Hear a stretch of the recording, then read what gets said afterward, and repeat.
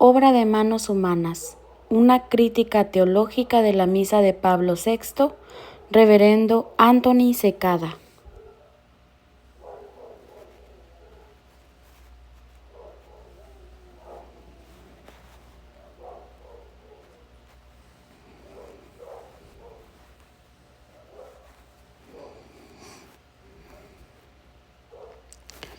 Prefacio del autor.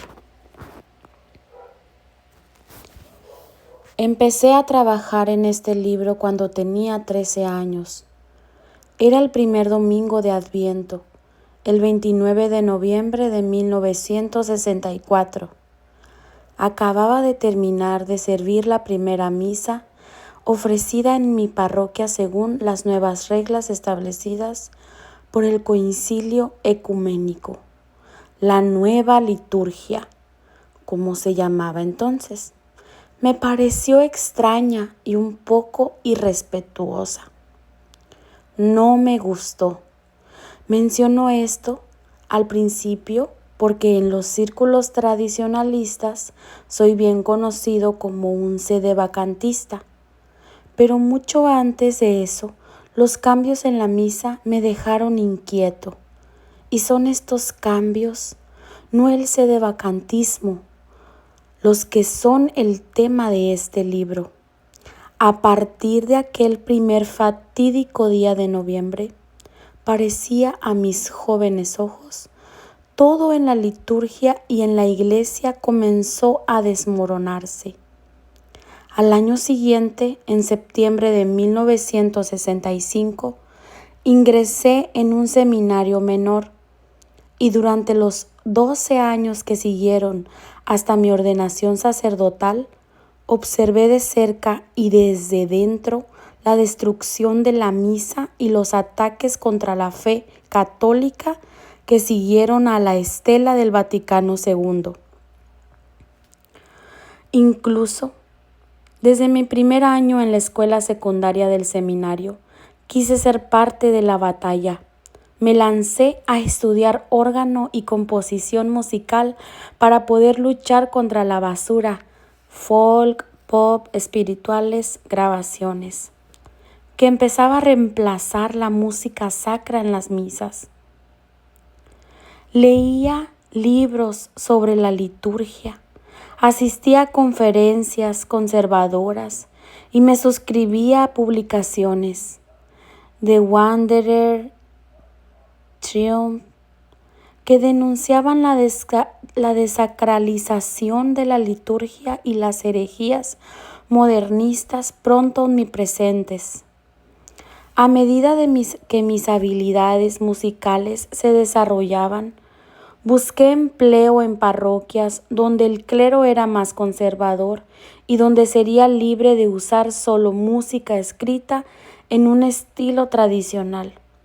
Una vez celebraba la misa de Pablo VI en 1969. Me sumergí en el aprendizaje de las nuevas reglas que venían con ella, de modo que en mi trabajo como músico eclesiástico podría elegir las opciones más tradicionales que el nuevo rito permitía. Durante esos primeros 10 años creí, o tal vez solo esperé, que las causas de la devastación que presencié no se encontraban en lo que el Papa y el Concilio realmente prescribieron y enseñaron, sino más bien en las violaciones de la ley litúrgica y las malas interpretaciones de la enseñanza conciliar promovidas por los liberales en todas partes. Si los sacerdotes se limitaran a seguir las rúbricas de la nueva liturgia y se ciñeran estrictamente a las enseñanzas del Vaticano II, la misa sería reverente y la fe estaría protegida. La reforma en sí no era el problema. Lo eran los neomodernistas. Esa creencia cambió en 1975. Para entonces me había convertido en monje en un monasterio conservador donde todas las funciones litúrgicas, incluida la misa de Pablo VI, se celebraban en latín y con canto gregoriano. Después de los primeros votos, la orden me envió a Suiza para estudiar en una antigua abadía que seguía prácticas litúrgicas similares. Aquí, sin embargo, en medio de toda la perfección latina, gregoriana y rúbrica, había desilusión. A los jóvenes monjes, para mi consternación, se les enseñaba la misa teología modernista que abundaba en los seminarios americanos, y la misa conventual comulgaban en la mano. También sucedió que Monseñor Lefebvre fue noticia poco después de mi llegada a Suiza. El abad, que gozaba de una reputación en la orden como un erudito litúrgico conservador, condenó al arzobispo por su desobediencia a la nueva misa y al concilio. Como modelo de la verdadera obediencia, propuso en su lugar el abad ficticio de la novela de Brian Moore, católicos que por obediencia a sus superiores renunció a la creencia en la transubstanciación e instó a sus monjes a hacer lo mismo. Esta noche, en el recreo, tuve una acalorada discusión con el abad, el real, sobre su declaración, que el director del monasterio litúrgicamente más conservador del mundo, donde todo era latín y ceremonial según los libros, pudiera decir seriamente tal cosa. Además, me parecía una crítica a la nueva misa. Fue en este punto cuando empecé a pensar que la reforma litúrgica en sí misma, y no solo su interpretación o aplicación, era el verdadero problema. Poco después, dejé la orden y me dispuse a entrar en el seminario de Monseñor Lefebvre en Écouen, Suiza. 2 años después, me ordenó sacerdote. En 1977 comencé mi trabajo sacerdotal impartiendo cursos de liturgia a seminaristas. Naturalmente, la cuestión de la nueva misa surgió repetidas veces. Comencé a recopilar escritos tradicionalistas sobre el tema con la esperanza de descubrir una obra claramente escrita y bien documentada que pudiera recomendar a sacerdotes, seminaristas y laicos por igual. En el mundo de habla inglesa, la mayor parte de la literatura sobre las reformas litúrgicas post-Vaticano II consistían en breves folletos o panfletos. Los temas eran generalmente los mismos: los abusos litúrgicos, el carácter protestante del nuevo rito, la invalidez de la nueva fórmula de consagración para el cáliz y los defectos más evidentes del orden de la misa. Ninguna de estas obras breves, a mi modo de ver, proporcionó un tratamiento adecuado de los muchos errores y peligros contenidos en el nuevo rito. Sin embargo, había algunas obras más largas. Cuestionado la validez de Patrick Henry Omlor, discutido más adelante en el capítulo 12, el gran sacrilegio del padre James Wathen y, por supuesto, la nueva misa del Papa Pablo de Michael Davis. El libro de 650 páginas de Davis, publicado por primera vez en 1980, fue la crítica más extensa de la nueva misa que apareció en inglés y probablemente también en cualquier otro idioma. contenía una gran cantidad de material interesante, en particular sobre los paralelismos entre la misa posterior al Vaticano II y el servicio de la comunión anglicana. Muchos comentarios mordaces y muchas citas incriminatorias de la vanguardia litúrgica de la época. Davies, sin embargo, había extraído gran parte del libro, más o menos en bloque, de sus artículos anteriores para varias publicaciones tradicionalistas. Por lo tanto, el libro de su conjunto parecía demasiado extenso y desenfocado. Habría grandes trozos de prosa indignada sobre los abusos litúrgicos, violaciones de las normas oficiales establecidas para la nueva misa, el tipo de repetitivo tradicionalista que se puede escribir en el piloto automático. Aunque Davies criticaba largamente el nuevo orden de la misa en sí mismo y sus connotaciones protestantes, aportaba poco sobre los cambios en los propers, partes variables, de la nueva misa o sobre las influencias modernistas evidentes en el rito. Su conclusión general consistía que la misa de Pablo VI era un ingenioso ensayo de ambigüedad que después de 650 páginas no dice realmente mucho. Consideré traducir del francés La Nouvelle Messe de Paul VI de Arnaldo Xavier da Silveira, pero mientras que la primera mitad del libro era un excelente conciso tratamiento del Novus Ordo Missae, y en particular de sus paralelos con las reformas de Lutero. La segunda mitad se adentraba en un largo análisis de la cuestión de un papa hereje. El autor además estaba afiliado a la organización conservadora brasileña TFP, que según había oído, no estaba muy interesada en hacer que el libro estuviera disponible.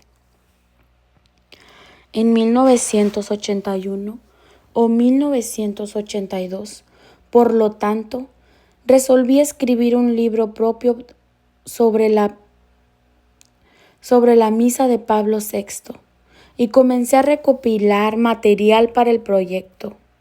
Algo de esto lo incorporé en Bienvenidos a la Misa Tradicional en latín, un folleto de 1984, actualizado 4 veces desde entonces, que explicaba a los recién llegados las diferencias entre la misa antigua y la misa nueva.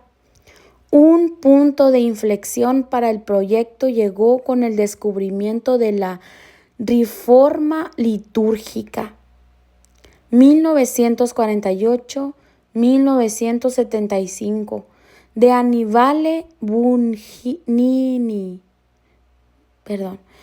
el gran artífice no solo de la misa de Pablo VI, sino también de toda la reforma litúrgica a partir de 1948.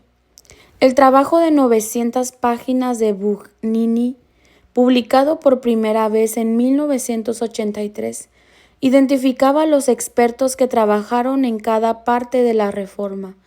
Esto hizo posible consultar sus escritos en otros lugares para obtener información sobre los por qué y los motivos innumerables detalles en el rito. Debido a los compromisos pastorales y a la necesidad de producir artículos más breves sobre una variedad de otros temas, mi trabajo en este proyecto avanzó a trompicones. Cuando me mudé al sur de Ohio en 1989, Yo había completado los primeros borradores de 8 de los 14 capítulos que siguen. Temía que nunca tendría tiempo de terminar lo que había comenzado, así que publiqué parte de la investigación en The Problems with the Prayers of the Modern Mass. Mi estudio de 1991 sobre las nuevas oraciones y en la introducción a mi nueva traducción al inglés de 1992 de Ottaviani Intervention. En 1995 fui invitado a dar clases de liturgia y derecho canónico en el recién fundado Seminario de la Santísima Trinidad en Warren, Michigan. Ahora Brooksville,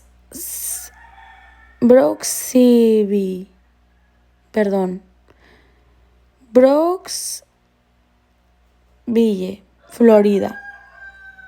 Brooksville, Florida. Para el ciclo litúrgico del año académico 1998-1999, formé un curso de un año sobre la liturgia en la era moderna. Este incorporaba parte de mi propia investigación, así como material de excelente libro de Le Mouvement Liturgique del padre Didier Bonnetere. Perfeccioné el material del curso en años sucesivos cuando el ciclo se repitió y para el año 2004-2005 organicé lo que serviría los bosquejos detallados para 3 capítulos más de este libro. Mientras tanto, los sacerdotes más jóvenes en el ambiente posterior al Concilio Vaticano II comenzaron a interesarse por el antiguo rito y comenzaron a aparecer comentarios críticos sobre la versión oficial de la Misa de Pablo VI. En lugar de solo sobre abusos en libros y publicaciones periódicas publicadas por la prensa católica convencional, los sitios web y los blogs también contribuyeron a este revuelo. Después de la elección de Benedicto XVI, en abril del 2005, era inevitable que se concediera algún tipo de permiso oficial más amplio para usar el antiguo rito. Esto llegó en julio del 2007 con el motu proprio Summorum Pontificum de Benedicto XVI, que permitía a cualquier sacerdote celebrar la misa utilizando el misal de 1962, la última edición publicada antes de que se introdujeran los cambios litúrgicos posteriores al Concilio Vaticano II. El motu proprio no resultó en que los católicos de todo mundo acudieran en masa a la antigua misa. El corresponsal del Vaticano, John Allen, dice que la congregación de fieles típica es pequeña, lo que los italianos llaman 4 gatos y un perro. Sin embargo, permitió que más personas vieran por sí mismas las notables diferencias entre el antiguo y nuevo rito, y luego tal vez investigasen a qué razones se debían. Por lo tanto, en noviembre del 2008 volví a emprender en serio la tarea de terminar este libro. Un año después, el primer domingo de Adviento del 2009, 40 años después de que se introdujera la misa de Pablo VI, completé el capítulo final. También pasaron 45 años desde el día de 1964 en que comencé a preguntarme por qué la nueva liturgia era tan perturbadora. Que este libro ayude a otros católicos a encontrar la respuesta al menos un poco más rápidamente.